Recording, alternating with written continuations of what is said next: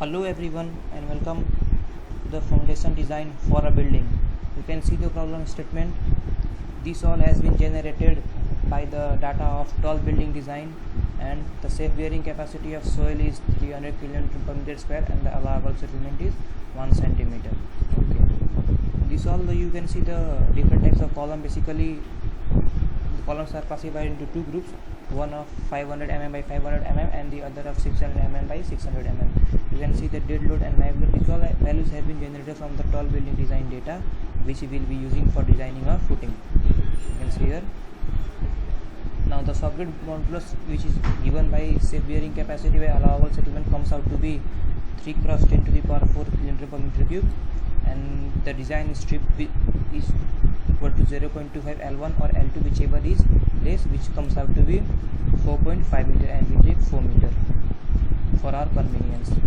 Okay, you can see the footing size data here: 6 meter, 6 meter, 6 meter along x and y direction, and this 2 by 2 meter comes for the mat foundation, so it overall becomes 22 meter by 22 meter. Okay, so now let's go to save and design, start designing. Everything according to the project has been assigned here. The material properties which have been selected is M40 grade of concrete and HYSD 500. Slab properties, thickness of slab which we have taken is 500 mm and the type of footing is mat. Column properties, as I have already told you, C1, which is equal to 500 mm by 500 mm. You can see C1, according to figure, C1 is the footing on the periphery.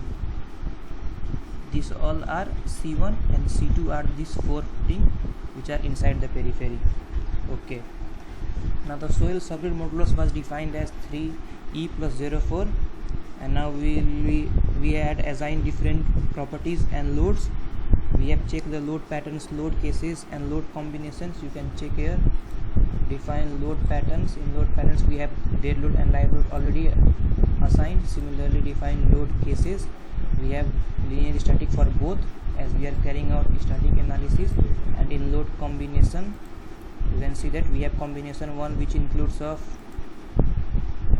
ultimate load, and combination 2 includes of service load. Okay, this was all about assigning. Footing was drawn, the column was placed on footing, and everything was carried out. Now the load was also assigned on the columns, and now we are at a position to carry out the analysis program. So we'll go to run, we'll carry out the run analysis. You can see that safe is carrying out the analysis program, and here the data is revealed. So you can see that. Now again go to run analysis and design. Okay, now we'll go to display and we'll check about the punching shear. You can see that the punching shear value is greater than 2. At some place it is even greater than 4, and according to our design concept, the punching shear value needs to be always less than 1. So what we'll do is we'll unlock the model first, and we'll go to define slab properties, modify slope properties, and we'll increase the slab thickness to 1200 mm, and we'll again carry out the analysis program. So click on OK, go to run, carry out run analysis. Okay, again go to run analysis and design. Once this is completed, we'll go to display and we'll check the punching shear.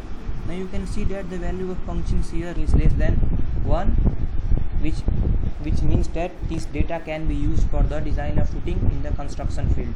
Okay, so after completing all this, what we will do is we'll take this data in final design. So you can see the 3D. We also go to extrude and click on OK, and now you can see 3D. Here you can see that the 3D, this is the 3D view of the footing. Okay, so let's go to XY plane again and unmark the extrude option, extrude view. Okay, so now we are in a position to interpret the result. So what we'll go is we'll go to display and we'll see the strip values.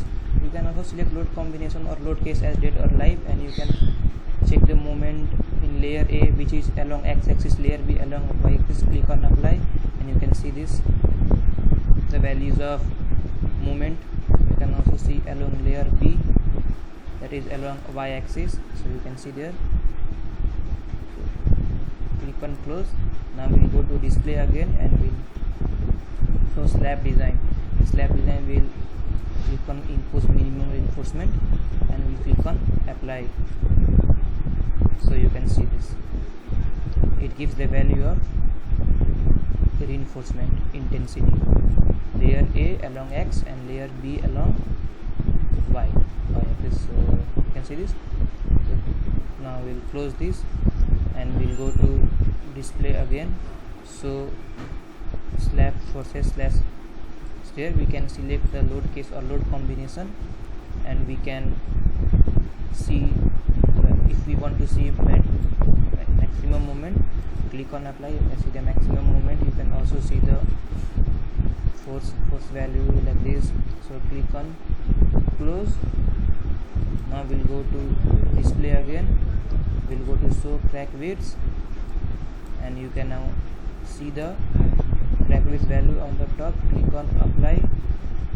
Here different colors represent the different crack width which can be seen here. You can see that this is in the power of -3, which means the cracks are too small. This was the bottom face cracks, and you can see cracks on the top face also from here. So you can also select different load combination as you require. So click on apply. Now we can click on close. Now we can generate the detailing diagram. We'll go to run, we'll carry out the run detailing. Click on OK.